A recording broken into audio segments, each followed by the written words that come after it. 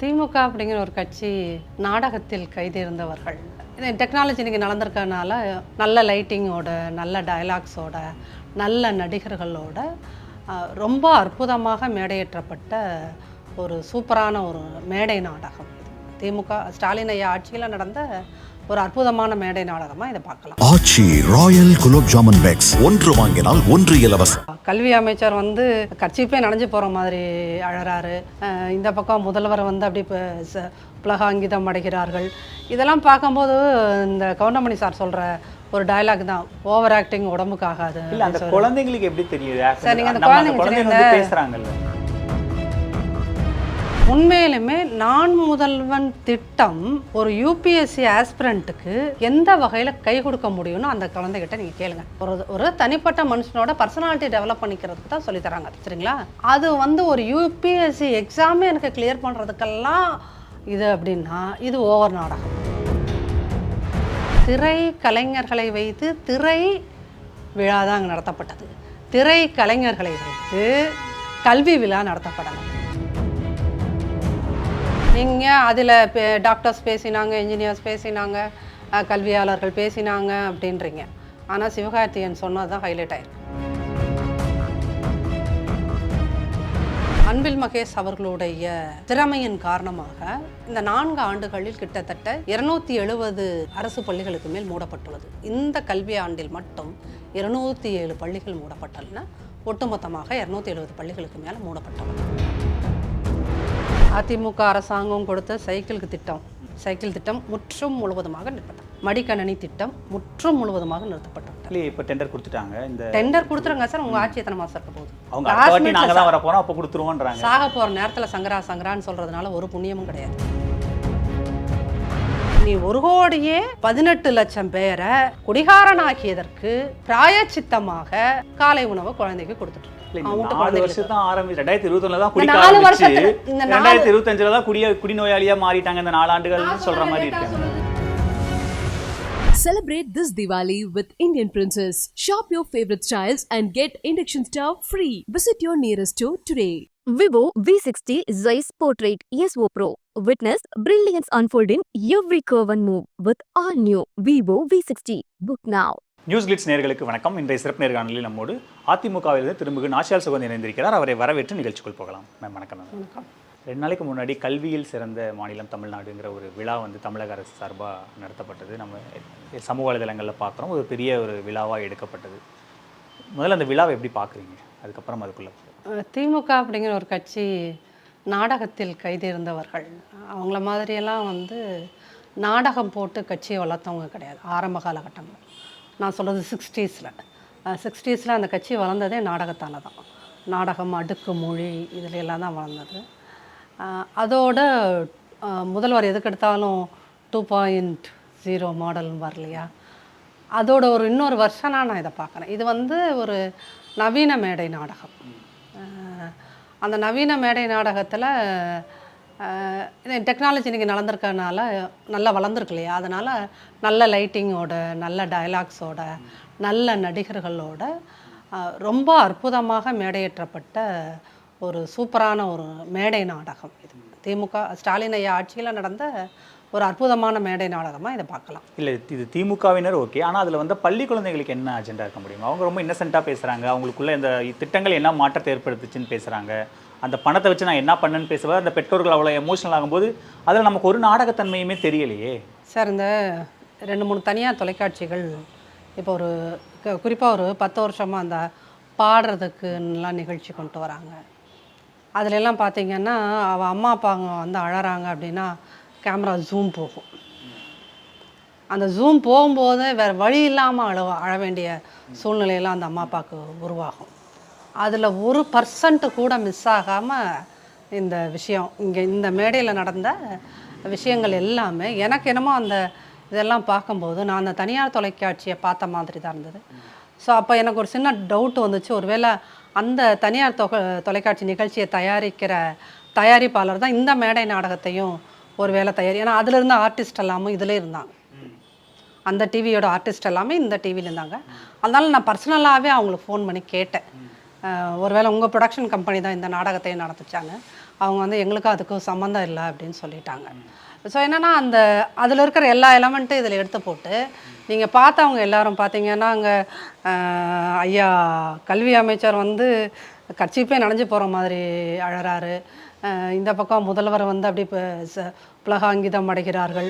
இதெல்லாம் பார்க்கும்போது இந்த கவுண்டமணி சார் சொல்கிற ஒரு டயலாக் தான், ஓவர் ஆக்டிங் உடம்புக்கு ஆகாது. இல்ல அந்த குழந்தைங்களுக்கு எப்படி தெரியுது? சார் நீங்கள் அந்த குழந்தைங்க வந்து பேசுறாங்கல்ல, நியூஸ் கிளிஸ் தொலைக்காட்சி ஒரு அசைன்மெண்ட் பண்ணுங்க. நாங்கள் இது அதிமுகவில் வந்து கொடுக்குற அசைன்மெண்ட்டாக கூட நீங்கள் நினச்சிக்கோங்க. அதில் பார்ட்டிசிபேட் பண்ணாங்கள்ல குழந்தைகள், குறிப்பாக நான் முதல்வன் திட்டத்தால் நான் வந்து யூபிஎஸ்சி கிளியர் பண்ண போகிறேன் அப்படின்லாம் பேசுகிற குழந்தைகள் இருக்குல்ல, அந்த குழந்தைங்கள்ட்ட நீங்கள் போய் பாருங்கள். உண்மையிலுமே நான் முதல்வன் திட்டம் ஒரு யூபிஎஸ்சி ஆஸ்பிரண்ட்டுக்கு எந்த வகையில் கை கொடுக்க முடியும்னு அந்த குழந்தைகிட்ட நீங்கள் கேளுங்க. அந்த பேசின பசங்கள்கிட்டையோ பொண்ணுங்கள்கிட்டையோ எப்படி யூபிஎஸ்சியில் கிளியர் பண்ணணுன்னா நீங்கள் என்சிஆர்டி 6ஆம் கிளாஸ்லேருந்து 12ஆம் கிளாஸ் போர்ஷன் வரைக்கும் டிப் ஆஃப் த ஃபிங்கர் வச்சுருந்தா தான் நீங்கள் ப்ரிலிம் கிளியர் பண்ண முடியும். சரிங்களா? ப்ரிலிம் கிளியர் பண்ணால் தான் அடுத்து நீங்கள் மெயினுக்கு போக முடியும். மெயினில் 2 சப்ஜெக்ட் எடுக்கணும். அதுக்கு நான் முதல்வன் திட்டத்தில் நீங்கள் என்ன சொல்லி கொடுக்குறாங்கன்னு தெரியுமா? நான் முதல்வன் திட்டம் அப்படிங்கிறது அது ஒரு தனி சப்ஜெக்டில் இருக்கிற ஸ்கில் டெவலப்மெண்ட்டுக்கெல்லாம் கிடையாது. அது ஒரு சாஃப்ட் ஸ்கில் மேனேஜ்மெண்ட் கோர்ஸ். ஒரு தனிப்பட்ட மனுஷனோட பர்சனாலிட்டி டெவலப் பண்ணிக்கிறதுக்கு தான் சொல்லித்தராங்க அதில். சரிங்களா? அது வந்து ஒரு யூபிஎஸ்சி எக்ஸாமே எனக்கு கிளியர் பண்ணுறதுக்கெல்லாம் இது அப்படின்னா இது ஓவர் நாடகம். என்சிஆர்டி புக்கே தொடாமல் நீங்கள் வெறும் நான் முதல்வன்லேயே படித்து நீங்கள் போயிடுவீங்களா? இல்லை, அங்கே அதுக்கான கோச்சிங் கொடுக்கப்படலாம்ல. அவங்க அதை தானே சொல்கிறாங்க, கொடுக்கப்படலாம், செய்யப்படலாம், எல்லாமே டெவலப்மெண்ட் பல லாங்குவேஜ்கள் எங்களுக்கு சொல்லி தராங்க, இன்டர்ன்ஷிப்புக்கு அரேஞ்ச் பண்ணுறாங்க, அதெல்லாமே அங்கே பேசுகிறாங்க, அதை ப்ரூவ் பண்ணி காட்டுறாங்க. சரி, இப்போ ஒரு நியூட்ரிஷன் டயட்டிக்ஸ் படிக்கிற ஒரு குழந்தை இருக்கான்னு வச்சுக்கோங்க. இப்போ 3rd இயர் படிக்கிறான். அந்த குழந்தைய வந்து இப்போ இந்த போரூரில் இருக்கிற பெரிய ஹாஸ்பிட்டல் இருக்கிற ராமச்சந்திரா ஹாஸ்பிட்டல், அந்த மாதிரி ஒரு பெரிய ஹாஸ்பிட்டலில் போகிறா. ஒரு 20 days இன்டர்ன்ஷிப் கொடுப்பாங்க. போச்சுன்னா அந்த குழந்தை என்ன கற்றுக்கணும்? அவள் சப்ஜெக்டில் என்ன தெரியுமோ, ஒரு ஹார்ட் பேஷண்ட்டுக்கு என்ன மாதிரி ஃபுட்டு கொடுக்கணும், ப்ராக்டிக்கலாக நீங்கள் அதை தான் அங்கே போய் தெரிஞ்சுக்க முடியும். சரிங்களா? 20 நாள் கோர்ஸில் அந்த இன்டர்ன்ஷிப்பில் ஒரு ஹார்ட் பேஷண்ட்டுக்கு இந்தந்த சாப்பாடெல்லாம் கொடுக்கணும், அதுக்கு இப்படிலாம் இதை தயாரிக்கணும், ஒரு ஹாஸ்பிட்டலில் இப்படி தான் இதை மேனேஜ் பண்ணுறாங்க, இவ்வளோ தான் அந்த 20 நாளையில் அந்த குழந்தை கற்றுக்கிட்டு வரும். நீங்கள் வந்து அதுக்காக நான் அந்த குழந்தைங்க எதையுமே அங்கே கற்றுக்கிட்டு வரல, இன்டர்ன்ஷிப்பில் எதுவுமே கற்றுக்கல அப்படின்லாம் நம்ம வந்து பொய் சொல்கிறதுக்கு ரெடியாக இல்லை. அதை மறுத்து பேசுகிறது நம்ம எய்ம் கிடையாது. ஆனால் நீங்கள் பலனடைந்தது 1% என்றால் நீங்கள் கூவுறது 1000%. சரியா? 2வது, ஒரு அரசாங்கத்தின் வேலை என்ன? அரசாங்கத்தோட வேலை என்ன சார்? உங்கள் பொதுமக்களுக்கு ஓட்டு போட்ட பொதுமக்களுக்கு அடிப்படை வசதிகள், கல்வி, பொது சுகாதாரம், மருத்துவம், உள்கட்டமைப்பு, இதையெல்லாம் பண்ணி கொடுக்கறது தான் ஒரு அரசாங்கத்தோட வேலை. தமிழ்நாட்டில் இந்த திமுக அரசாங்கத்தை தவிர்த்து ஆரம்பத்தில் இவர் இருந்தார் இல்லையா, ஐயா காமராசர் 9 ஆண்டுகள் வெற்றிகரமாக ஆண்டார். அவர் தான் தமிழ்நாட்டிலேயே அதிக பள்ளிகளை கொண்டு வந்தவர். ஆரம்ப பள்ளிகள், உயர்நிலை பள்ளிகளை அதிகம் கொண்டு வந்தவர் அவர் தான். சரிங்களா? ஐயா காமராஜர் அத்தனை பள்ளிகளை கொண்டு வந்துட்டு என்னைக்காவது ஒரு நாள் அன்னைக்கு இருந்த சிவாஜியையோ, அன்னைக்கு இருந்த சாவித்திரி மேடத்தையோ, சரோஜினி அம்மாவையோ, கேஆர் விஜயாவையோ கூப்பிட்டு இந்த மாதிரி நாடகம் அவருக்கு பண்ணியிருக்க தெரியாதா என்ன?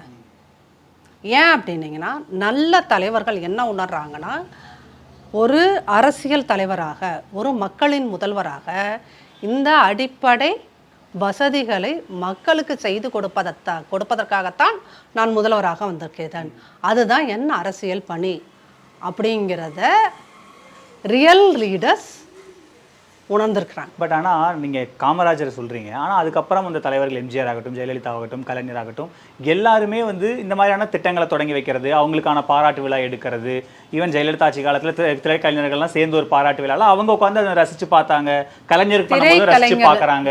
இந்த மாதிரியான விழாக்கள் ஒரு தலைவர்களும் பார்க்கறது தானே. கரெக்டாக பாயிண்ட்டுக்கு வந்துட்டீங்க. அது என்ன விழா? திரைக்கலைஞர்கள். ஐயா ராமநாராயணன் உயிரோடு இருந்த வரைக்கும் கருணாநிதி அவர்களுக்கு பாசத்தலைவனுக்கு பாராட்டு விழான்னு ஒன்று நடத்துவார் சார். வருஷத்துக்கு ஒரு 2 விழா நடந்தும் நேரு ஸ்டேடியத்தில் மேக்ஸிமம் நடத்திடுவாங்க. தமிழ் சினிமாவில் இருக்கிற எல்லா நடிகர்களையும் கூட்டிகிட்டு வந்துடுவாருங்க. அப்போ தான் ஒரு விழாவில் இவர் அஜித் சார் எழுந்திரிச்சு எங்களை பயமுறுத்தி கூட்டிகிட்டு வராங்கன்னு கருணாநிதி முன்னாடியே சொன்னார். அப்புறம் அடுத்த நாள் அஜித்தை வீட்டுக்கு கூப்பிட்டு மிரட்டி விட்டாங்கன்னு வச்சுக்கோங்களேன். ஸோ அந்த மாதிரி திரை கலைஞர்களை வைத்து திரை விழா தான் அங்கே நடத்தப்பட்டது. திரை கலைஞர்களை வைத்து கல்வி விழா நடத்தப்படலை. அப்போது ஒரு திரைக்கலைஞர்களை வைத்து நீங்கள் திரைப்பட விழா நடத்தியிருந்தீங்கன்னா நல்லாயிருக்கும். ஒருவேளை நேற்று எந்த சப்டைட்டிலுமே இல்லாமல், ஆடியோ இல்லாமல் நீங்கள் மியூட் பண்ணி அந்த நிகழ்ச்சியை 2 நிமிஷம் பாருங்கள். அது ஒரு பெரிய படத்தோட ப்ரமோஷன் விழாவாக தெரியும், இல்லைன்னா அந்த ஆடியோ ரிலீஸ் மாதிரி இருக்கும். நீங்கள் சொன்னது என்னன்னா கல்வி விழான்றீங்க, சரிங்களா? கல்வி விழான்னு சொல்லிட்டு இது யார்? நம்ம கருணாநிதி அவர்களோட ட்ரஸ்ட்டில் எடுத்துகிட்டு வந்த காசா? தமிழக மக்களுடைய தமிழக அரசு சார்பாக நடத்துறது தான். தமிழக அரசு விழாவில் நீங்களும் நானும் எல்லாரும் கொடுத்தா வரி பணத்தில் நடத்துகின்ற விழா அது, சரிங்களா? கல்வி விழான்னு சொல்லிட்டு அதில் யாராவது ஒரு மிகப்பெரிய கல்வியாளர் இருந்திருந்தாங்கன்னா அதை நீங்கள் கல்வி விழான்னு சொல்லலாம். எல்லாருமே இருந்தாங்களே, யார் இருந்தா? கல்வியாளர்கள் இருந்தாங்க. திரு ஜெயபிரகாஷ் நாராயண காந்தி இருந்தார். இந்த மாதிரி சில கல்வியாளர்களும் அவங்க கூப்பிட்டு இருந்தாங்க. கல்வியாளர்கள் இருந்தாங்க, பத்திரிகையாளர்கள் இருந்தாங்க, இலக்கியவாதிகள் இருந்தாங்க, எழுத்தாளர்கள், திரைப்பட இயக்குநர்கள், நடிகர்கள்னு எல்லாருமே அதில் இருந்தாங்களே. எல்லாரும் விழா மேடையில் உட்காந்துருக்கலாம் சார். விழால பேசுனதுல டாக்டர்ஸ் இருந்தாங்க. இந்த திட்டம் எந்த அளவுக்கு பயன்படுதுன்னு டாக்டர்ஸ் பேசுறாங்க. நீங்க அங்க பேசினப்போ யாரோட பாயிண்ட்ஸ் டேக்அவே பாயிண்ட்ஸ் அப்படின்னு குழந்தைகள் எடுத்துட்டு போகிறது யாரோட தான் இருக்குது. எப்பயுமே நம்ம சொசைட்டின்னு இல்லை, வேர்ல்டு வைடு சினிமாக்குன்னு சொல்லிட்டு ஒரு வேல்யூ இருக்குது. நம்ம மக்கள் சினிமாவுக்கு தமிழ்நாட்டு மக்கள் ரொம்ப வேல்யூ கொடுக்குறாங்கன்னு வச்சுக்கோங்க. நீங்கள் அதில் டாக்டர்ஸ் பேசினாங்க, இன்ஜினியர்ஸ் பேசினாங்க, கல்வியாளர்கள் பேசினாங்க அப்படின்றீங்க. ஆனால் சிவகார்த்தியன் சொன்னது தான் ஹைலைட் ஆகிருக்கு. ஸோ அப்போது நீங்கள் ஒரு பெரிய அரசு விழாவில் இப்போ இளையராஜா சாருக்கு பாராட்டு விழா நடத்துனீங்க அரசு செலவில். அதில் நீங்கள் சினிமாக்காரங்களை கூட்டிகிட்டு வந்து பேசுனீங்க. அது சினிமா விழா, சினிமாக்காரர்களை கூப்பிட்டு வந்தீர்கள், ஓகே. ஒரு பெரிய அரசாங்கம் நடத்துகின்ற ஒரு விழாவில் இதை நீங்கள் நடத்தணுங்கிற அவசியமே கிடையாது. ஆனால் கல்விக்காக நாங்கள் தான் ஏதோ திமுக மட்டும்தான் தமிழக மக்களின் கல்விக்கு பாடுபட்ட மாதிரி அப்படி ஒரு இது பண்ணுறீங்கள. இந்த மேடை நாடகத்தை இன்னொரு தடவை நடத்துறீங்கன்னே வச்சுக்கோங்களேன், அதுவே இந்த ஆட்சிக்கு ஆப்பாக மாறும். மாறிடும். ஏன் அப்படின்னீங்கன்னா நீங்கள் எதையுமே ஒரு அளவு தான் ஒரு டோஸ் கொடுக்கணும். ஓவர் டோஸ் ஆச்சுன்னு வச்சுக்கோங்களேன், எல்லாமே கசந்து போயிடும். அளவுக்கு மின்னால் அமிர்தமும் நஞ்சு அப்படிங்கும்போது இந்த நாடகம் முதல் முறை போடப்பட்டது. மக்கள் அதை ரசித்து விட்டார்கள். ரசிச்சிருக்காங்க, இல்லைன்னு சொல்ல முடியாது சார். என்டர்டைன்மெண்ட் இருந்தால் எல்லாரும் இது it's not an educating programme, it's an completely entertainment. அவங்க முதல்வரை நீங்கள் நல்லா எல்லாரும் பேசுனது யாருட்டும், ஸ்டாலின் அதை பண்ணிட்டாரு, ஸ்டாலின் இது பண்ணிட்டாரு, முதல்வர் நல்லா இருக்கும், இப்படியெல்லாம் யாரும் பேசல. அந்த கல்வியுடைய முக்கியத்துவம் என்ன, கல்வி எப்படி இருக்கணும், நம்ம படிங்க, மத்திய அரசு நிதி கொடுக்க மாட்டேங்குது, சிஸ்டமேட்டிக்காக எப்படி இந்த கல்வி நம்மகிட்டேருந்து எடுக்கிறாங்க, இந்த மாதிரியான விஷயங்கள் தான். இன்னும் ஒரு படி மேலே போய் தியாகராஜன் குமார் ராஜாஜி கல்வி நிலைய வரைக்கும் நிறுத்தினாங்க. அதுக்கப்புறமா வந்தவங்க தான் தமிழகத்தை கல்வியில் உயர்த்தினாங்கன்ற அளவுக்கு அங்கே அவ்வளோ அரசியல் பேசப்பட்டிருக்கு. நம்ம அங்கே ஈவன் வந்தவங்க யாரும் முதல்வரை புகழவே இல்லையே. எல்லாருமே படிங்க படிங்க படிங்க, தமிழ் அரசு உங்களுக்கு இவ்வளோ பண்ணி கொடுக்குது, படிங்க, அவ்வளோதானே பேசுகிறாங்க. இதில் ஏன் நம்ம இவ்வளோ ஒரு நாடகம் இவ்வளோ தூரம் தள்ளணுமா அதை? அதாவது நீங்கள்லாம் என்ன நினச்சிருக்கீங்கன்னா, உங்களோட யூடியூப் மீடியாலாம் வந்ததுக்கப்புறம், டெலிவிஷன் மீடியாலாம் வந்ததுக்கப்புறம் தான் கல்வி பற்றின ஒரு பெரிய அவேர்னஸ்ஸே மக்கள்கிட்ட போகிற மாதிரி நம்ம நினச்சிக்கிறோம். இட்ஸ் ஆல் ஹம்பக், அதெல்லாம் பொய். என்ன ஏன் அப்படின்னீங்கன்னா, எந்த மாநிலத்துக்கும் இல்லாத ஒரு தனிச்சிறப்பு தமிழ்நாட்டுக்கு இருக்குது. ஏன் அப்படின்னு கேட்டிங்கன்னா, இந்த மெட்ராஸ் மாகாணமாக ஆங்கிலேயர் ஆட்சி காலத்தில் இருந்துச்சு இல்லையா, அப்போ 1700களோட இறுதியில் அப்போயே இங்கே பெண்கள் கல்லூரிக்கு போனது இருந்தது, அந்த வரலாறு, சரிங்களா? அப்போ இந்தியாவிலேயே கல்வியை பற்றிய ஒரு அதிகபட்ச புரிதல் இருக்கின்ற ஒரு மாநிலமாக தமிழ்நாடு ஆங்கிலேயர்களால் மாற்றப்பட்டது. பெண்களுக்கு கல்வி இருந்திருக்கு, ஆதி திராவிடர்களுக்கு கல்வி இருந்திருக்கு, சரிங்களா? ஐயா காமராசர் முதல்ல அந்த மதிய உணவு திட்டம்னு ஒன்று கொண்டு வர்றாரு இல்லையா, அவருக்கு இன்ஸ்பிரேஷனாக இருந்தது யாருன்னு பார்த்தீங்கன்னா MC ராஜான்னு ஒரு பட்டியலின தலைவர். அவர் இதே சென்னையில் ஒரு 40 இடங்களில் ஆங்கிலேய கவர்மெண்ட்டு பட்டியலின மாணவர்களுக்கான பள்ளிகளை நடத்துது. அந்த பள்ளிகளில் உணவு போடுது. அதோட ஒரு இன்ஸ்பிரேஷன், அதோட ஒரு நீட்சி தான் காமராஜர் கொண்டு வந்தது. இன்றைக்கி நீங்கள் காலை உணவு திட்டம்னெல்லாம் கொண்டு வரீங்கல்ல, இதுக்கு எல்லாத்துக்குமே தந்தை யார் அப்படின்னீங்கன்னா MC ராஜா, சரிங்களா? பட் நம்ம என்ன சொல்கிறோம் அப்படின்னீங்கன்னா, நீங்கள் இந்த ஹிஸ்ட்ரியெல்லாம் பேசலைனாலும் பரவாயில்ல, ஆனால் வந்து ஒரு நாடகம் நடத்துறீங்களே சார், அந்த நாடகங்கள் தான் அருவருப்பாக இருக்குது. என்னென்னா காத்தால வச்ச சாம்பார் அந்த நிகழ்ச்சி எத்தனை மணிக்கு நடந்துச்சுன்னு தெரில. உண்மையிலுமே அந்த சாம்பார் வந்து அந்த சத்துணவு கூடத்தில் தான் அந்த காலை உணவு திட்டத்தில் தான் கொண்டு வந்தாங்களா, இல்லை வேறு யாரும் பெரிய ஒருத்தவங்களோட கிச்சன்லேருந்து அதை எடுத்து வந்தாங்களான்னு தெரியல. அந்த மாதிரி நாடகங்கள் தான் அருவருப்பை உருவாக்குது.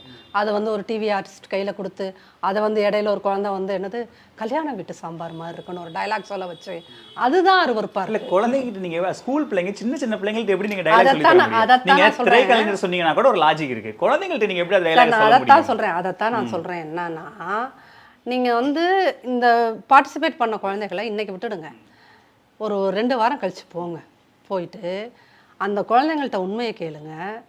அப்பா இந்த நிகழ்ச்சிக்கு வர்றதுக்கு உன்னைய உங்கள் வீட்டிலேருந்து எத்தனை மணிக்கு ஸ்கூலுக்கு கூட்டிகிட்டு வந்தாங்க, ஸ்கூல்லேருந்து எத்தனை மணிக்கு இந்த கிரவுண்டுக்கு கூட்டிகிட்டு வந்தாங்க, கிரவுண்டுக்கு உங்களை இங்கே கூட்டிகிட்டு வந்ததுலேருந்து திருப்பியும் ஸ்கூலில் போய் ட்ராப் பண்ணுற வரைக்கும் உனக்கு எத்தனை தடவை தண்ணி கொடுத்தாங்க, எத்தனை தடவை சோத்து பத்தலம் சோறு கையில் கொடுத்தாங்க, எத்தனை தடவை நீ சாப்பிட்ட, எந்த சாப்பாடு தெம்போட நீ வந்து அந்த ஸ்டேஜில் பேசுனேன்னு கேளுங்க. அதை மட்டும் ஏதாவது ஒரு தொலைக்காட்சிக்கு உங்களுக்கு உண்மையிலுமே இந்த அரசாங்கத்தை குறித்து கொஞ்சம் பயம் இல்லை அப்படின்னீங்கன்னா அந்த நிகழ்ச்சிக்கு வந்து குழந்தைங்கள்ட்ட போய் கேளுங்க. சில சேனல்கள் அதையும் எடுத்திருந்தாங்க. அங்கே மேலே உட்காந்து இந்த மாணவர்கள் எல்லாத்துக்கும் 2 முறைக்கு மேலே உணவுப் பொட்டலங்கள் வழங்கப்பட்டிருக்கு, ஸ்நாக்ஸ் கொடுக்கப்பட்டிருக்கு, தண்ணீர் கொடுக்கப்பட்டிருக்குன்னு நிறைய யூடியூப் சேனலில் மாணவர்கள் பைட் கொடுக்கறதையும் நம்ம பார்த்தோமே. அதுதான் சொல்கிறேன், ஆன் த ஸ்பாட்ல அதிகாரிகளை வைத்துக்கொண்டு ஆசிரியர் வெளியே வர மாணவர்கள்ட்ட எடுக்கிறாங்கல்ல, கேட்காதீங்க. அந்த குழந்தைகளை காத்தால எத்தனை மணிக்கு அவங்க ஸ்கூல்லேருந்து பிக்கப் பண்ணினா, திருப்பி அன்றைக்கி நைட் எத்தனை மணிக்கு ஸ்கூலில் கொண்டு போய் விட்டாங்க, அதுக்கப்புறம் அவள் பேரண்ட்ஸ் எப்படி எத்தனை மணிக்கு கூட்டிகிட்டு போனாங்க, அதை நீங்கள் முடிஞ்சால் ட்ரை பண்ணி பாருங்கள். சரிங்களா?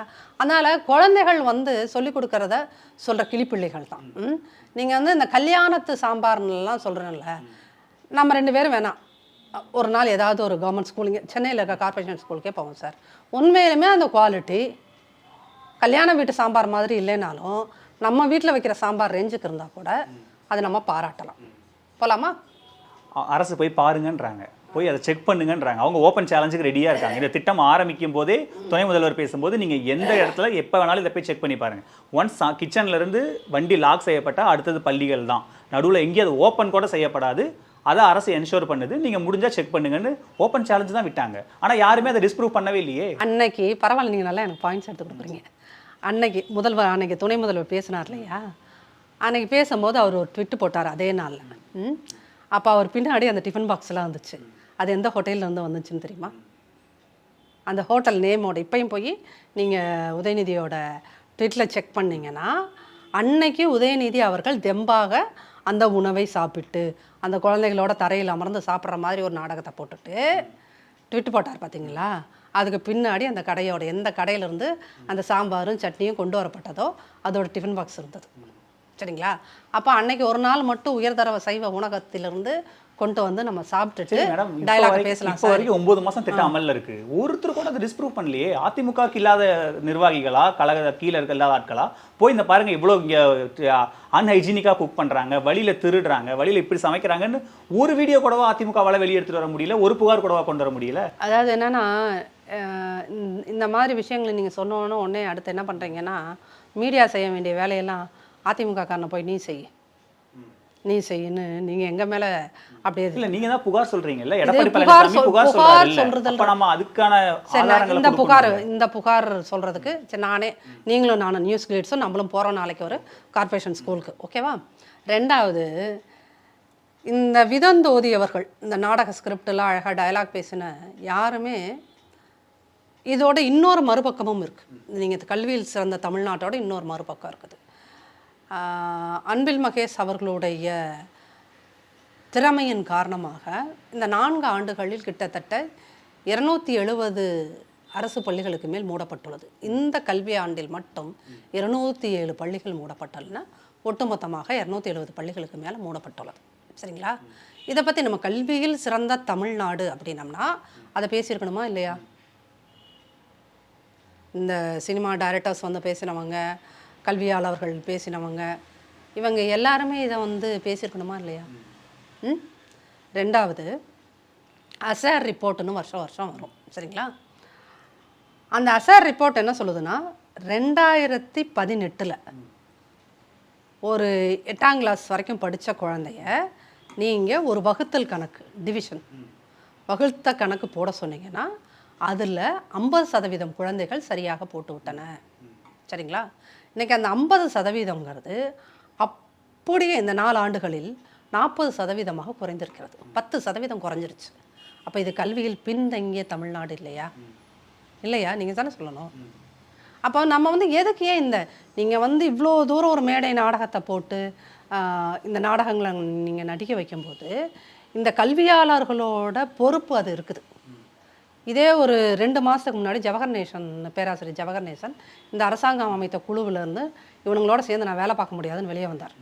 இவனுங்க பொய்யா சொல்கிறாங்க, இவங்க நாங்கள் மத்திய அரசோட கல்விக் கொள்கை 2020 நாங்கள் அமல்படுத்த மாட்டோம்னு சொல்லிட்டு அதோட ஃபார்மேட்டை தான் இவங்க எல்லா வகையிலும் அமல்படுத்திகிட்டு இருக்காங்கன்னு சொல்லிட்டு வெளியில் வந்தார். அவர் சொல்லியிருக்கிற எல்லா இடத்துலையும் என்ன சொல்கிறார், அவரோட ரிப்போர்ட்டு ஒரு 250 பக்க ரிப்போர்ட் இருக்குது. ஒரு 2 மாதத்துக்கு முன்னாடி ப்ரெஸ் மீட் வச்சு கொடுத்தாரு. அதை பார்த்தீங்கன்னா இந்த ஸ்டாலின் அரசாங்கம் மத்திய கல்விக் கொள்கையை நியூ எஜுகேஷன் பாலிசியை எந்தெந்த இடத்துல எல்லாம் எப்படியெல்லாம் அமல்படுத்தி இருக்கிறதுங்கிறது தெரியும். அப்போது இந்த ரெட்டை வேஷத்தை நம்ம பேசுகிறதுக்கு யாருமே ரெடி இல்லை சார். இதை நான் வெறும் எப்படி சொல்கிறதுனா அதிமுககாரரை மட்டும் நான் இதை மட்டும் பேசலை, ஒரு ரெஸ்பான்சிபிளான சிட்டிசனாகவும் நான் இதை பேசுகிறேன், தென் ஒரு ஜேர்னலிஸ்டாகவும் நான் இதை பேசுகிறேன். கல்வியில் நீங்கள் கல்வியில் சிறந்த தமிழ்நாடு அப்படின்னா கல்வியில் சிறந்த தமிழ்நாடுங்கிற வார்த்தையை நாம் உச்சரிப்பதற்கு 2 பேருக்கு நம்ம ரொம்ப நன்றியுடையவர்களாக இருக்கணும். சுதந்திரக்கு முன்னாடி இந்த தமிழ்நாட்டில் இருந்த ஆங்கிலேயர்களுக்கும் சுதந்திரத்துக்கு பிறகு ஒரு அற்புதமான மனிதர், தன்னலமற்ற ஒரு மனிதன் முதல்வராக 9 ஆண்டுகள் இந்த தமிழ்நாட்டை ஆண்ட பெருந்தலைவர் ஐயா காமராசர், இவர்கள் 2 பேர்த்துக்கும் கல்விங்கும் போது இவங்க 2 பேர்த்து பேரை நீங்கள் உச்சரித்தே தான் ஆகணும். சரிங்களா? அப்போ பேஸ்மெண்ட் அவங்க போட்டது, அந்த ஃபவுண்டேஷனுக்கு மேலே தான் நம்ம கட்டடங்களை கட்டிகிட்ருக்கோம். அப்போ அந்த கட்டடங்கள் கட்டும்போது ஐயா இத்தனை ரிப்பேர் வருது ஐயா அப்படின்னு நம்ம சொன்னோம்னா அதை அக்செப்ட் பண்ணிக்கணும். சரிங்களா? இப்போ நான் இந்த வீடியோவை ஏதாவது ஒரு உடன்பிறப்பு பார்க்குறாருன்னு வச்சுக்கோங்களேன், என்னை அவ்வளோ செந்தமிழில் திட்டி வச்சுட்டு போவார். ஏன்னா நான் உண்மையை சொல்கிறேன். இந்த அசர் ரிப்போர்ட்டு 2வது 270 பள்ளிகள் ஐயா அன்பில் மகேஷோட சூப்பர் பவர்னால் மூடப்பட்டு விட்டது, அதை நம்ம பேச மாட்டோம். 3வது இன்றைக்கி எத்தனை பள்ளிகளோட உள்கட்டமைப்பை சீர் பண்ணவே இல்லை. சிஏஜி அறிக்கை ஒரு போன வாரம் வெளியான அந்த சிஏஜி அறிக்கை என்ன சொல்லுதுன்னா, அதிமுக அரசாங்கத்தை விட 2 மடங்கு கல்விக்கு இந்த அரசாங்கம் செலவு பண்ணியிருக்கு. அப்போ செலவு பண்ணால் என்ன இருக்கணும்? அதிமுக அரசாங்கம் கல்விக்கு 21,000 கோடி செலவு பண்ணியிருக்கு, இவங்க 42,000 கோடிகள் சொச்சம் செலவு பண்ணியிருக்காங்க. அப்போ 42,000 கோடி சொச்சம் செலவு பண்ண இந்த அரசாங்கத்தில் உங்களுக்கு ஃபிசிக்கலாக என்னென்ன மாற்றம் வந்து கரெக்ட். ஆனால் அவங்க என்ன சொல்கிறாங்கன்னா ஃபிசிக்கலாக இல்லை, திட்டங்களுக்கு நாங்கள் அரசு இப்போ காலை உணவு திட்டத்துக்கு இவ்வளோ கோடி ரூபாய் செலவாகுது, ஸ்கில் டெவலப்மெண்ட்டுக்கு இவ்வளோ கோடி செலவாகுதுன்னு அரசு இந்த கல்வி தாண்டி நிறைய திட்டங்களுக்கு ஸ்பெண்ட் பண்ணுறாங்கல்ல, அதுக்கு நிதி வேணும் இல்லை? எடப்பாடி பழனிசாமி ஆட்சியில் கல்விக்கான செலவுப்பட்ட தொகையை விட இப்போ அதிகமாக இருக்குன்னா அதுக்கான திட்டங்களும் அதிகமாக இருக்குல்ல, மாணவர்கள் அதுக்கான பலனும் பெற்றிருக்காங்கல்ல, அப்போது உங்களுக்கான காஸ்ட் அதிகமாக தானே செய்யும். அதிமுக அரசாங்கம் கொடுத்த சைக்கிள் திட்டம் முற்றும் முழுவதுமாக நிறுத்தப்பட்டது. மடிக்கணனி திட்டம் முற்றும் முழுவதுமாக நிறுத்தப்பட்டது. இப்போ டெண்டர் கொடுத்துட்டாங்க. இந்த டெண்டர் கொடுத்துருங்க சார், உங்கள் ஆட்சி எத்தனை மாதம் இருக்க போகுது? அவங்க அடுத்த வாட்டி நாங்கள் தான் வர போகிறோம், அப்போ கொடுத்துருவோன்றாங்க. சாக போகிற நேரத்தில் சங்கரான்னு சொல்கிறதுனால ஒரு புண்ணியமும் கிடையாது. சரிங்களா? ஆட்சி முடிய போகிற நேரத்தில் நீங்கள் டெண்டரை கொடுத்து அது என்னைக்கு ப்ராசஸ் ஆகி அதுக்கப்புறம் எப்போ அதுக்குள்ளே 4 செட்டு ஸ்டூடெண்ட்ஸு வெளியே போயிட்டான். அப்போ அவன் எல்லாருமே அந்த பலனை அனுபவிக்காமல் வெளியே போகிறான். சைக்கிள் வாங்காமல் 4 செட்டு பெண் குழந்தைகள் வெளியே போகிறாங்க. அப்போது ஒரு 4 செட்டு மாணவர்கள் கிட்டத்தட்ட ஒரு செட்டுக்கு 2 லட்சம், தோராயமாக 2 லட்சம்னு வச்சுக்கிட்டா கூட 4 செட்டு 8 லட்சம் குழந்தைகளை நீங்கள் வஞ்சித்து அனுப்புகிறீர்கள். அது எந்த விதத்தில் நியாயம்? அப்போது நீங்கள் மக்களை நேரடியாக ஒரு ஏழை மாணவனுக்கு நீங்கள் சோறு போடுறத இவ்வளோ தூரம் பூம் பண்ணுறீங்க இல்லையா? அப்போது ஒரு குழந்தைக்கு, ஒரு அண்டர் ப்ரிவிலேஜ் சில்ட்ரனுக்கு, வசதி வாய்ப்புகள் இல்லாத ஒரு குழந்தைக்கு கையில் 1 லட்சம் ரூபாய் மடிக்கணனி இருந்த காலத்தில் அம்மா அதை கொடுத்தாங்க. எத்தனை? ஒரு லேப்டாப்போட விலை 1 லட்சம் ரூபாங்கும் போதும் பரவாயில்ல கொடுங்கன்னு சொல்லி கொடுத்தாங்க. இன்றைக்கி அந்த லேப்டாப்பை நீங்கள் 15,000க்கு வாங்கிட முடியும். நல்ல லேப்டாப்பை 15,000க்கு நீங்கள் வாங்கிட முடியும் இல்லையா? ஆனால் கொடுப்பதற்கு இந்த அரசுக்கு மனம் இல்லை என்றால் இந்த அரசு உண்மையிலேயே மாணவர்களோட கல்வியில் அக்கறை உள்ள அரசாங்கமா? இல்லை, நீங்கள் சாப்பாடு போகிறது இவ்வளோ பெருசாக பூம் பண்ணுறாங்களா? ஆனால் அதுக்கான நீங்கள் நம்ம நகரத்துலேருந்து பார்க்குறது கிராமங்களில் எத்தனையோ மாணவர்களுக்கு காலை உணவு சாப்பிடாம எவ்வளோ பேர் வராங்க, பள்ளிகளில் வராங்க, நம்ம பார்க்குறோம், மயக்கம் போட்டு விழுகிறாங்க. எல்லாருக்கும் அதெல்லாம் ஒரு நீதி இருக்கு இல்லை? இந்த மற்றவங்களாம் ரொமான்டிசைஸ் பண்ணால் கூட ஐ கேன் டாலரேட். மற்றவங்க யாருனாலும் சினிமாக்காரன் பேசுவான் சார், நானும் சினிமா குடும்பத்துக்குள்ள தான் இருக்கிறேன். சினிமா குடும்பத்துக்குள்ள தான் நானும் இருக்கேன் சரிங்களா? என் கணவரும் ஒரு இயக்குனர் தான். ஆனால் சினிமாக்காரங்க எங்கே எப்படியெல்லாம் டைலாக் பேசுவாங்கன்றது எனக்கும் தெரியும். ஆனால் ஒரு பத்திரிகையாளர்கள் நீங்கள் இதெல்லாம் ரொமான்டிசைஸ் பண்ணுறீங்கல்ல, இந்த நாடு நாசமாக போகிறதே உங்களால தான். தமிழ்நாடு நாசமாக போகிறதே இந்த பத்திரிகையாளர்கள். அரசு கொடுக்கிற புள்ளி விவரத்தை தான் நம்ம ரொமான்டிசைஸ் பண்றவங்க சார். திட்டக்குழுவோட துணைத் தலைவர் ஜெயரஞ்சன் சொல்றாரு, ஜெயரஞ்சன் ஒரு பொருளாதார நிபுணரா சார்? ஜெயரஞ்சன் ஒரு பொருளாதார நிபுணரா? ஜெயரஞ்சன்லாம் தமிழ்நாட்டில் ஒரு பொருளாதார நிபுணர்னா அவர் எந்த கல்லூரியில் உங்களுக்கு வந்து பொருளாதார பாடம் எடுத்தாரு? அவர் வேற பேராசிரியர்லாம் சொல்லிட்டீங்க. எந்த பெரிய அரசாங்க கல்லூரியில் இருந்தாரு? இல்லை ஆக்ஸ்போர்டில் உட்காந்துட்டு வந்தாரா? எங்கேருந்து வந்தார் அவர்? அவரெல்லாம் பேராசிரியர் ஜெயரஞ்சனே சொன்னாரியா? இந்த தனி மனிதனை துதிபாடுகின்ற இந்த சிந்தனை விட்டோங்க. திட்டக்குழுவோட துணைத் தலைவர் தமிழ்நாட்டோட திட்டக்குழுவோட துணைத் தலைவர் அவர் தான். அந்த திட்டத்தோட இம்ப்ளிமெண்டேஷன் அவர் தான் சொல்ல முடியும் வெளியே. இதனுடைய பலன்கள் அவர் தான் சொல்லணும். திட்டக்குழு துணைத் தலைவர் பதவி அவருக்கு எப்படி கிடைச்சது? எப்படி கிடைச்சது? அவர் திறமையால ஒரு ஐயோ, என்ன உங்க திறமை, என்ன உங்க திறமை? தனியார் தொலைக்காட்சியில் இவங்க செய்தி தொலைக்காட்சியில் போய் உட்காந்துக்கிட்டு ஸ்டாலின் வாழ்க, ஸ்டாலின் வாழ்க, ஸ்டாலின் வாழ்கான்னு ஜல்ரா போட்டதுனால கிடைச்ச பதவி அது. ஏதோ அவர் அறிவு கிடைச்ச பதவி மாதிரியும் அவர் ஏதோ அமர்த்தியா சென் ரேஞ்சுக்கு ஏதோ பொருளாதார மேதை மாதிரி, ரகுராமராஜன் மாதிரி ஒரு பெரிய பொருளாதார மேதை மாதிரி அவரை கொண்டு போய் நிறுத்துறீங்க. என்ன பெரிய பொருளாதார மேதை? ஒரு தனி மனுஷனை நீங்கள் துதிபாடுகிறீர்கள்னா அதுக்கான தகுதி அவருக்குலாம் இருக்குதான்னு பாருங்கள் சார். ஜெயரஞ்சனே சொல்லிட்டார். என்ன பெரிய ஜெயரஞ்சன்? வெங்காய ஜெயரஞ்சன். அவர் வயசுக்கு மதிப்பு தரலாம், அவ்வளோதான். அவரெல்லாம் பொருளாதார மறைந்துன்னு இந்த மீடியா வந்து இந்த மாதிரி திமுக தூக்கி நிறுத்துகிற பிம்பங்களை அப்படியே போட்டு தொட்டில் ஆட்டிகிட்டு இருக்காதீங்க சார், சரிங்களா? ரெண்டாவது, இல்லை நீங்கள் சொல்கிறீங்களே இந்த உணவு திட்டம், காலை உணவு திட்டம், காலை உணவு திட்டம் ஒரு குழந்தை அவங்க வீட்டில் சோறு கிடைக்கல, அதனால் ஸ்கூலில் போய் அது சாப்பிடுது. நல்ல உணவு திட்டம். அதை வேறு உங்களுக்கு வந்து அதை வந்து ரொம்ப ரொமான்டிசைஸ் பண்ணி சொல்கிறதுக்கு மேடையில் ஒருத்தர், நான்லாம் காலை உணவு 1990 80களில் பள்ளிகளில் படிக்கும்போது எனக்கு காலை உணவு திட்டம் இல்லை, அதனால நான் போய் வாழைப்பழத்தை திருடி தின்னேன், அப்படி தான் நான் திருட்டு கற்றுக்கிட்டேன்னு உங்களுக்கு சினிமா ஸ்கிரிப்ட் ஆள் கிடைக்கும், சரிங்களா? சரிங்களா சார்? 1980 சத்துணவு திட்டம் வந்துருச்சு சார். மத்தியானம் எம்ஜிஆர் அவர்கள் முட்டையோடு சாப்பாடு போட்ட காலமெல்லாம் உண்டு. பொய் சொல்றதுன்னா நம்ம அதான் சார் சினிமாக்காரங்க. ஐயோ, அதுவும் இந்த உதயநிதியோட அது என்ன கம்பெனி, ரெட் ஜெயின்ட்ல படம் பண்றவங்க, ஏன்னா அந்த கம்பெனி தான் உங்களுக்கு படத்தை பூரா இது பண்ணி கொடுக்கும், டிஸ்ட்ரிபியூட் பண்ணி கொடுக்குது. யார் படம் பண்ணினாலும் ஏன் கமலஹாசனே எப்போ ஒரு எம்பி சீட்டுக்கு ஏன் போய் காலைல விழுந்தாரு? அந்த டிஸ்ட்ரிபியூஷனுக்காக தானே. அப்படிங்கும்போது சும்மா ஏதோ சினிமாக்காரங்களே சொல்கிறேன், பொய் சொல்கிறதுல சினிமாக்காரனை மிஞ்சுறதுக்கு ஆள் இல்லை. அது சினிமாக்காரனா அந்த மேடையில் போய் புகழ்ந்தாங்க பார்த்தீங்களா, அவங்க அத்தனை பேரும் தான். அதனால் சும்மா நீங்கள் அவங்க எல்லாத்தையும் ரொமான்டிசைஸ் பண்ணுறதை நிறுத்துங்க. அது வந்துட்டு நீங்கள் வந்து இப்போ வந்து சாப்பாடு போட்டாங்க. ஏன் சாப்பாடு போட்டான்? ஏன்னா வறுமை. ஏன் வறுமை வருது? ஐயா நீங்கள் வந்து ஏன் நீங்க கரெக்ட். இந்த செயின் நீங்க இந்த செயின் அப்படிதான் போய் கடைசியா அவனை நீங்க ஒழுங்கா பாத்துக்கல, அவன் குடும்பத்தை பாத்துக்கல, அரசு என்ன செய்யுதுன்ற இடத்துக்கு போகுது. ஆனால் எடுத்துட்டு வர முடியும். சரிங்க, ஃபுல்லா சொல்லுங்க சார், ஃபுல்லா சொல்லுங்க, முழுசா சொல்லுங்க. நான் என்ன செயின்ல கொண்டு வந்து நிறுத்த போறேன்றத அசியூம் பண்றீங்களா? அது ஃபுல்லா சொல்லுங்க பாப்பா, தைரியம் இருந்தா. இல்ல அதுக்கப்புறம் அது என்ன, அரசு ஒழுங்கா அவனை பாத்துக்கலாம், அவனுக்கான வருமானத்தை ஏற்பாடு பண்ணி கொடுக்க, தண்ணி மனித இது பண்ணல, அப்படிதானே அந்த செயின் அங்கதானே அது நிற்கும். நீங்க ஸ்டாலின் ஐயாவோட ஆட்சியில் குடி நோயாளி ஆனவர்கள் எத்தனை பேர் தெரியுமா? குடிக்கு அடிமையாதல் என்பது வேறு, குடிக்கு நோயாளி ஆதல் என்பது வேறு. இந்த அடிமையானதுக்கு அடுத்த ஸ்டேஜ் தான் குடி நோயாளி.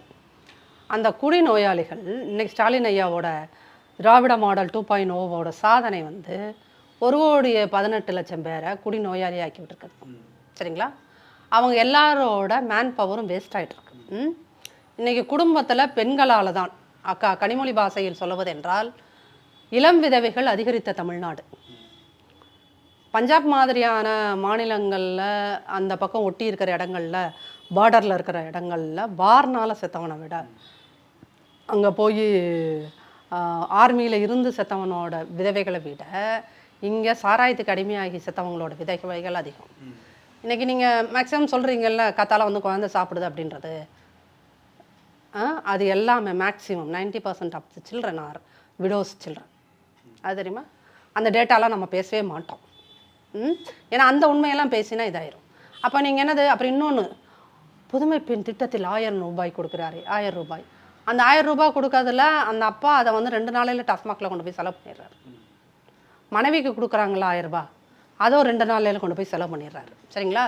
இப்போது இந்த மாதிரியான ஒரு சூழ்நிலையில் நீங்கள் என்ன பண்ணீங்க, அவன் அப்பா வயிற்றில் விஷத்தை வச்சு விட்ட, அவன் அப்பா வயிற்றில் விஷத்தை வச்சு விட்டுட்ட, அவன் வேலை வெட்டிக்கு போகிறதில்ல, குடிச்சிட்டு 24 மணி நேரம் வீட்டில் வம்பு பண்ணிட்டு இருக்கான். இந்த 4 ஆண்டுகளில் தான் இந்த 4 ஆண்டுகளில் தான் சார். டேட்டாவை பேசுங்க சார், நான் பொய் சொல்லலை. Go and check the data. 1,18,00,000 பேர். இப்போ இந்த 1,18,00,000 பேர் குடும்பம் காப்பாற்றப்படணும்னா அவர்கள் வீட்டு மனைவிகள் எல்லாம், அவர்கள் வீட்டு பெண் குழந்தைகள் எல்லாம் இந்த ஆட்சி வேணான்னு முடிவெடுக்கணும். இவங்க என்ன சொன்னாங்க, நாங்கள் மதுக்கடைகளை படிப்படியாக குறைப்போம். குறைச்சாங்களா? குறைக்கலாம். சரிங்களா? ஆனால் அப்கிரேட் பண்ணுறாங்க. எப்படி? 24 ஹவர்ஸ்க்கு உனக்கு கள்ளச்சாராயம் ஆல் ஓவர் த தமிழ்நாடு கிடைக்கும். அதனால் ஒரு 100 பேர் செத்தானா அதை எதிர்த்து நான் சுப்ரீம் கோர்ட்டுக்கு போவேன். அந்த கேஸ் சிபிஐக்கு போயிடக்கூடாதுன்னு நான் சுப்ரீம் கோர்ட்டுக்கு ஒரு நாளைக்கு ஒரு வக்கீலுக்கு எவ்வளோ ஃபீஸு? 50 லட்சம் செலவு பண்ணி நான் போவேன். அப்போ அவன் வீட்டு பிள்ளை சாப்பாட்டுக்கு என்ன பண்ணும்? நீ தான் அவன் அப்பா எல்லாத்தையும் குடிகாரன் ஆக்கி வச்சுட்ட, அவன் வேலை வெட்டிக்கு போக மாட்டேங்கிறான், வீட்டில் 24 மணி நேரம் சண்டை போட்டுட்ருக்கான். அப்போ அவன் குழந்தை சாப்பாட்டுக்கு என்ன பண்ணும்? அப்போது நீ 1,18,00,000 பேரை குடிகாரனாக்கியதற்கு பிராயச்சித்தமாக காலை உணவு குழந்தைக்கு கொடுத்துட்டு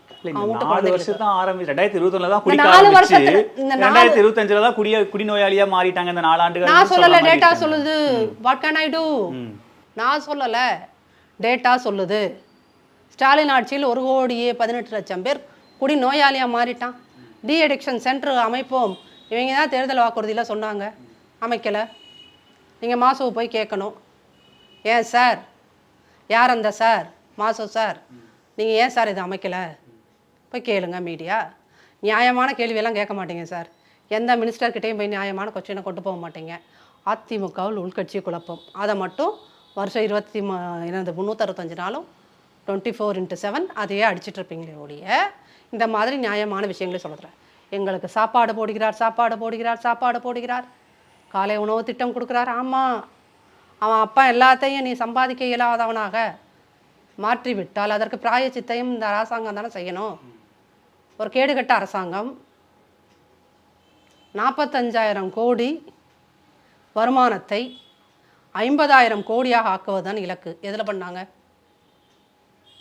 வெக்கம் இல்லாமல் இந்த அரசாங்கம் சட்டசபையில் வாசிக்குது. டாஸ்மாக் வருமானத்தை 45,000 கோடியிலிருந்து 50,000 கோடிக்கு நாங்கள் மாற்றுவோம். எந்த அரசாங்கமும் ஓப்பனாக அப்படி பேசினதில்லை சார். அப்போ 50,000 கோடிக்கு நீ உயர்த்தணும்னா எல்லாத்தையுமே நீ நோயாளியை தான் கேட்கணும். அதனுடைய விலை ஏற்றினாலும் அந்த வருமானம் வருமே. என்னது? விலை ஏற்றுனாங்க சார், 30 ரூபா வரைக்கும் விலை ஏற்றி அது அத்தனையும் அவர் வாங்கிட்டாரு, செந்தில் பாலாஜி வாங்கிட்டாருன்னு உள்ளதல்றீங்க. அவருக்கு 10 ரூபா பாலாஜின்னு நீங்களாம் தான் பேர் வைக்கிறீங்க ஊடகங்கள். அப்புறம் நீங்களே தான் அவர் தியாகின்னு சொல்கிறீங்க. அப்போது நீங்கள் வந்து இந்த ஒரு காரணம் நடக்குதுன்னா அதுக்கு பின்னாடியான பேக்ரவுண்டையும் சேர்த்து பேசுங்க மீடியா. சோறு போடுறாரு, எஸ் சோறு போடுறாரு. கல்யாண சாம்பார் மாதிரி ஊற்றுறாரு, எஸ் கல்யாண சாம்பார் மாதிரி. ஏன்? அது ஒரு குழந்தைக்கு சோறு போடுறது அம்மா அப்பா பெற்றவன் வேலை. பெற்றவன் வேலையே கவர்மெண்ட் செய்ய விடலை. அவனுக்கு சாராயம் ஊற்றி கஞ்சாவை கொடுத்து வீட்டில் படுக்க வச்சிட்டிங்க. அப்போ அவன் குழந்தை பட்டினியாக தான் வரும். நீ அவனுக்கு சோறு போடணும், யூனிஃபார்ம் கொடுக்கணும், நோட் புக் கொடுக்கணும், நல்ல டீச்சர்ஸ் வச்சு பாடம் சொல்லி கொடுக்கணும். இல்லைன்னா நல்ல டீச்சர்ஸ் இல்லாமல் பாடம் சொல்லாமல் இப்படியே மேடை நாடகங்களே போட்டுட்டு இருந்தீங்கன்னா அது எதிர்காலத்தில் ஒரு டாஸ்மாக் சிட்டிசனாக தான் மாறும். அதுதான். அதனால் நீங்கள் வந்து கல்வியில் சிறந்த தமிழ்நாடு ஒரு நல்ல மேடை நாடகம் பார்ப்பதற்கு நல்ல ஒரு வெரி குட் என்டர்டெயின்மெண்ட் ப்ரோக்ராம். அது வந்து யாரையாவது எஜுகேட் பண்ணியிருக்கு அப்படின்னா உடன்பிறப்புகள் வேணால் அவங்கவுங்க சோசியல் மீடியா பேஜஸில் எங்களை எஜுகேட் பண்ணிடுச்சுன்னு 200 ரூபாய்க்காக அவன் வேணால் கூவலாமே ஒழிய உண்மையிலுமே எஜுகேட் பண்ணியிருக்காங்கிறத அவங்கவுங்க மனசாட்சிக்கு அது தெரியும். ஆச்சி ராயல் குலோப் ஜாமன் பேக்ஸ் ஒன்று வாங்கினால் ஒன்று இலவசம். Celebrate this Diwali with Indian Princess. Shop your favorite styles and get induction stove free. Visit your nearest store today. Vivo V60 Zeiss Portrait ESO Pro. Witness brilliance unfold in every curve and move with all new Vivo V60. Book now.